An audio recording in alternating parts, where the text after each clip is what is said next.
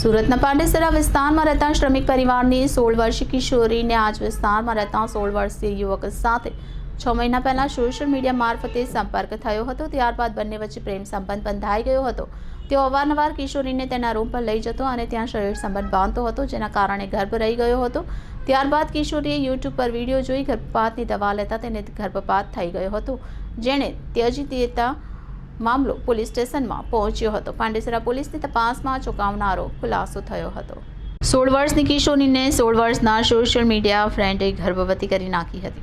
9 તારીખે પાંડેસરામાંથી મળેલી મૃત નવજાત બાળકીની તપાસમાં ચોંકાવનારો ખુલાસો। આ ઘટનાની મળતી માહિતી અનુસાર પાંડેસરા વિસ્તારમાં મૂળ બિહારનો એક શ્રમિક પરિવાર રહે છે। આ પરિવારની 16 વર્ષની કિશોરી ધોરણ 10માં અભ્યાસ કરે છે। સોશિયલ મીડિયા મારફતે તે આ જ વિસ્તારમાં રહેતા એક 16 વર્ષીય કિશોરના સંપર્કમાં આવી હતી, જે બાદ બંને વચ્ચે પ્રેમના અંકુર ફૂટ્યા હતા। કિશોરી જ્યારે સ્કૂલે જવા માટે નીકળતી ત્યારે આ કિશોર તેને તેના ઘરે લઈ જતો હતો અને શરીરે સુખ માણતો હતો, જેના કારણે કિશોરીને ગર્ભ રહી ગયો હતો। આ વાતની જાણ કિશોરને થતાં તેણે કિશોરી સાથેનો સંપર્ક કાપી નાખ્યો હતો।